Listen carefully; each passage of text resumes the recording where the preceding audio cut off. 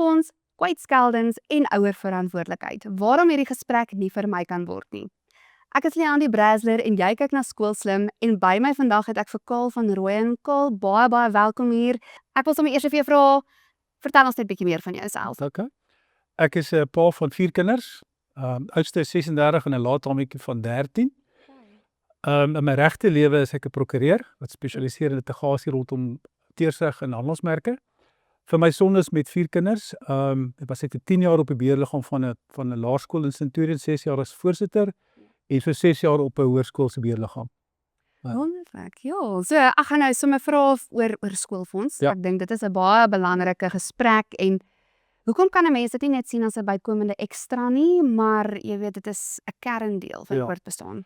So ou moet die befondsingsmodel dink ek moet jy verstaan. Soos jy weet die grondwet sê onderwys is 'n basiese reg van kinders. Daar reg word uitgelewe deur die skolewet. Ja. Wat sê dat die staat sal openbare skole befonds. Maar dan het die wet 'n bepaling van hoe dit gaan gebeur. En dit gaan op regverdige basis wees met 'n agneming van die ongelykhede van die verlede tussen die bewoording van die wet.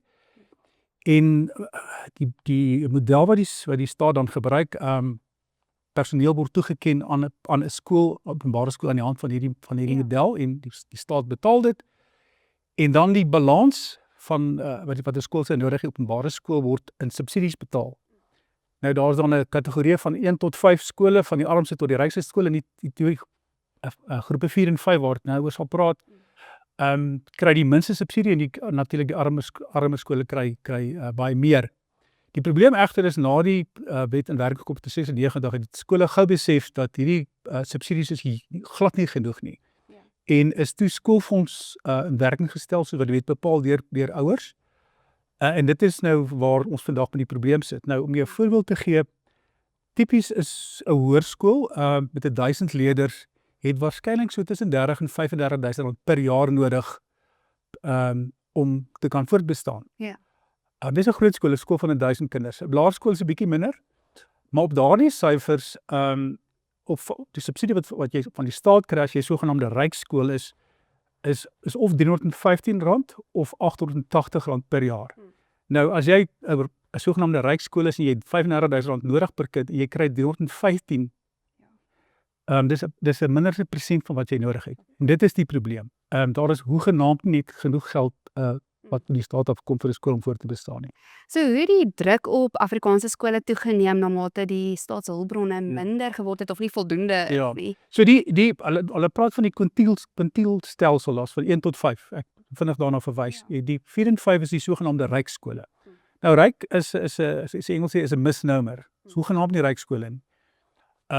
Hulle kyk na die omgewing, die inkomste in die omgewing, die werkloosheid en dan bepaal of jy 4 of 5 is. Nou kwintiel 5 skool by die rykste skole kry net so oor die R300 per leerling per jaar en 4 R800. Verlede jaar het die staat in sy wysheid besluit, departement in sy wysheid besluit dat kwintiel 5 skole sal net R300 kry en kwintiel 4 R800. Wat beteken die kwintiel 5 het sy inkomste met 60% geval. In die verlede het die departement so 2% van die vrystellingsgeld weer teruggegee elke jaar. Daar se twee gebeur dit nie. Dis 'n goeie 300.000 -400.000 by 'n goeie skool wat jy nie meer kry nie. Ons weet van die druk waaronder ons ouers sit. So alles is teen die skoolstelsel en die finansies daarvan. En die druk word net hoër en hoër. Ja.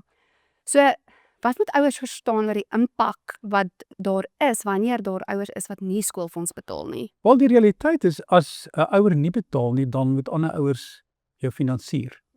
Nou ek het verwys na die voorbeeld van jy tipies R30.000 nodig by 'n skool per kind. Maar dis nie die skoolfonds noodwendig nie. Daai skoolfonds van so 'n skool is waarskynlik R40.000 per jaar want die 10.000 is nodig vir die subsidie van die ouers wat nie betaal nie. So elke ouer wat nie betaal nie, daar's 'n ander ouer wat vir jou betaal. Daai geld kom nie van die staat af, dit kom van ander ouers af. En dis hoekom dit so belangrik is dat ouers regtig moet besin oor betaling van skoolfonds. En ek het baie begrip en skole het baie begrip van die geldelike posisie van baie van ons ouers. Maar die realiteit is daar is ook ouers wat ongelukkig nie hulle kan bring nie. Ja, dit wys net hoe belangrik is hierdie bewusmaking en vir hulle aan te moedig om skoolfonds te betaal en te kan help waar hulle kan. So, hoe behoort skole die probleem van kwytskeldings op 'n regverdige en deursigtige manier te hanteer? So daar is regulasies uitgevaardig in terme van die skolewet wat deel met kwytskelling. En die skool het verpligting, die skool of actually dit sit by hom om dit aan ouers bekend te stel. So daardie proses word deur sover ek weet deur alle skole gevolg. So ouers is bewus daarvan. Dit is regtig 'n oop stelsel. Wat ek sou voorstel in die skole waar ek betrokke is wat ons nou doen. In die verlede het jy jou vrystelling ingedien en dan agter die skerms het die BL gekyk na of jy voldoen of nie voldoen nie. Die proses wat ons volg en ek dink dis die proses wat ek aanbeveel is ontmoet met die ouers. Sekere ouers is duidelik van die begin af met hoegenaamd nie geld te skoolfonds nie, maar daar's 'n ander groep. As jy hulle ontmoet en met hulle gesels en vir hulle verduidelik wat die skool nodig het, dan somehow is daar altyd 'n geldjie beskikbaar. Al is dit nie die totale skoolfonds nie, maar 'n gedeelte daarvan. Ja. So ek dink belangrikheid is praat met jou ouers, wees openlik die behoeftes van die skool en wees bewus van hulle probleme.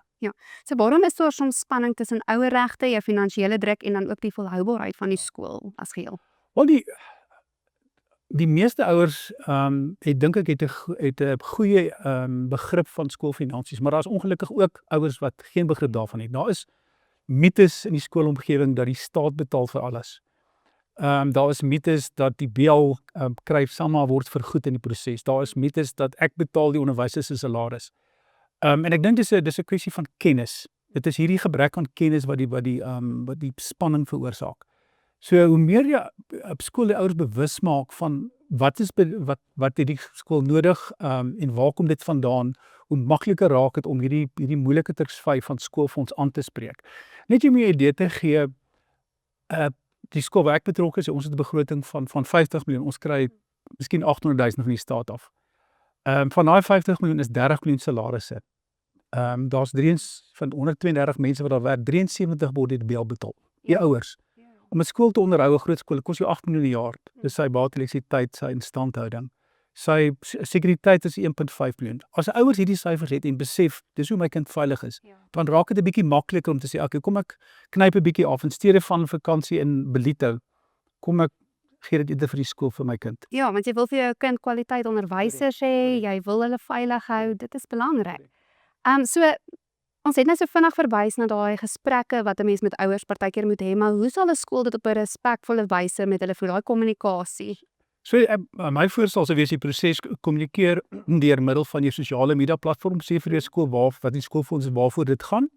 En dan sit jy ontmoetings op met die ouers wat aansoek doen vir vrystelling. Ja. En jy vat hulle deur die proses. Nou, hoe die proses van vrystelling werk, jy moet jou totale finansies bloot lê aan die skool. Om dan te wys wat is die basis vir jou aansoek.